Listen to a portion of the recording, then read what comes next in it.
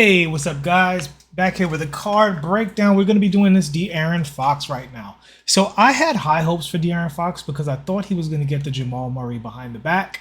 So the bad news right away, he's got this behind the back, which is just too slow to activate into the jumper. Now, that having been said, so the behind the back is terrible. All right, we're going to get that down, get that right out the way. Does that make him a troll card? I don't think so, actually. So De'Aaron Fox has a lot going for him once you come to grips with the fact that he has a terrible behind the back, right? At least for standing still. Let's see that behind the back go into the basket and see if it provides anything. Actually, yes. So he's got that awesome moving behind the back towards the basket. So that means, so here, and for those of you who are new to the channel, new to the breakdowns, I'm not trying to hype up a card and I'm not trying to talk about how every card is trash. I'm really just trying to break down what the card can and can't do. And based on your play style and your preferences, you decide whether or not the card is good for you, right? Now, if a card is objectively bad, I will say so. If a card is objectively fantastic, I will say so. But most cards wind up in the middle. And I think that's where De'Aaron Fox is. So the cool thing about him is he is extremely fast, right? He moves very, very, very well on the court. And with that behind the back, he has great access to a bread and butter combo. So if you don't know what that is, that's basically you speed boost to one side, you hit a moving dribble to the other side, and you get on the rim. The reason this is so effective is because it beats help defense very, very quickly. If you look at any competitive ranked Pro-Am game, you'll be seeing plenty of that because it is such a strong tactic in 2K24. If you take nothing else from this video, start doing that to your opponents, and I assure you, it will bring you success. Okay, so what's De'Aaron Fox got going for him? He has a lot of good dribble moves, and his jumper is also very good. This is a very good jumper. Very easy shot queue. This is on Hall of Fame difficulty. I've only been shooting around with the card for a clean 45 seconds. And you see here, we're greening every single shot. Very easy queue. Pretty quick jumper, to be honest with you. And I think if you use his other dribbles to get the jumper off, you'll be totally fine because he is such a fast card. I do think this is a card that definitely benefits from L2 canceling. So let's talk about that right off the bat. So he has his own escape. I don't know whose escape this is. It says Zion and a few other characters have it. I don't specifically know what it is. Now, this is not the Kemba escape, and it's not the Trey escape. However, he doesn't need the escape to burst because he has Kyrie Irving dribble style and his own size up, right? But off the L2 cancel, this escape launches him so far back in the other direction, right, that it almost works the same as a Jamal Murray. And that kind of saves the card, to be honest with you, because you can hit this escape and get into shots. And it's not going to be as effective as the Jamal Murray, but it is something that he can use. And if you don't have an elite 2 guard, or you're just a De'Aaron Fox fan and you like the card, I do think that that is a move you can build some offense around when it comes to creating shots. This is a very, very good move. That was actually the attack cross. Now let's talk about that. Okay, so he's got his own size up, Kyrie Irving dribble style with the John Wall snatch. So let me show you some of what that allows you to do. So John Wall snatch means the John Wall hop back, right? And the Kyrie Irving dribble style means you can burst out of that in either direction very quickly without the use of a hesitation cancel. But off the snatch, you look at how his dribble style combines with the snatch, right? So the snatch with the dribble, not his dribble style, his signature size up. The snatch with his signature size up gives him access to a lot of great movement. He can be very, very shifty and jittery around the court and really get to wherever he wants to go at a high level. The only thing you don't have is an elite behind the back. But I would say definitely don't sleep on this dribble style. This dribble style combined with the Kyrie Irving, I keep saying dribble style. I apologize. This signature style combined with the Kyrie Irving dribble style is actually quite fantastic. You see there, he has access to extremely glitchy movement. And one of the reasons is because he also has this attack cross. This attack cross is fantastic.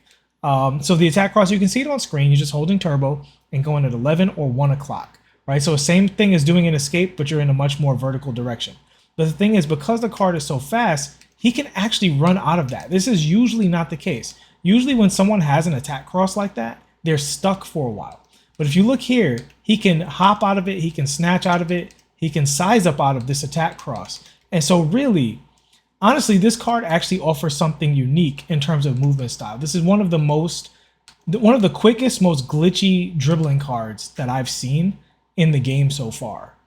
He really moves like nobody else. But if you don't understand that movement, the card, if you're looking for him to move the way other cards move with that behind the back, it's not going to work for you. But if you look at what the card can do, he actually is a card that I think not only can play, but if you get cooked online by this card, by somebody who knows how to use him, I warned you first because this card definitely has some stuff to him. Okay, so great size up, great snatch. He also has this great combo move as well, right? So you start combining all of these things together, and you can really quickly see how the card can really just move in a lot of ways, right? Like he can move any way he wants, and he has a Pro 2 leaner, very smooth leaner, and again, very easy shot cue to see. And it actually hits very well from behind the 3-point line also, once you get the timing down. So I would say this is a usable card. Is he a good card?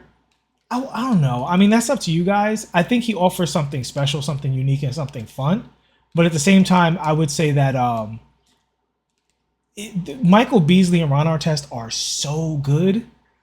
It's hard to call this card a troll card because I do think you can be successful with the card online. I'm being totally honest with you, right? Like I'm not gonna, I'm not blowing smoke. I think this card can be successful online if you use the card as the card is designed and don't worry about the behind the back that you don't have, worry about the great sigs that you do have. I think the card is usable. But is this a good card? No, not with what you could have gotten. Michael Beasley is so over the top great that, if you're disappointed if you got this card, I totally get it, especially with the shades and stuff like that out there. That having been said, in terms of cards moving off the dribble, this guy, he gives you something special that I was going to sell this card and just, pull more packs or lock in with them. I think I'm going to hold on to this card for a while for myself just because I want to explore what this card can do. That Kyrie dribble style mixed in, he has a great hezzy, great dunk packages, super duper fast, excellent combo move to combine with everything else. Oh, and I almost forgot. He's also got this De'Aaron Fox, what do you call it? His regular combo. So basically the regular combo is almost like an additional snatchback. So you can reset any of your dribbles off that regular combo, right? Like, so it just gives him another extra movement option. So we're just talking about pressing up on the right stick with nothing else, and he just slides back for a second, And it's just, again, another movement option that makes him really slippery as a card, really hard to get hold of. And we're going to look at the size of the card real quick compared to other cards. Take a shot, have him stand straight up.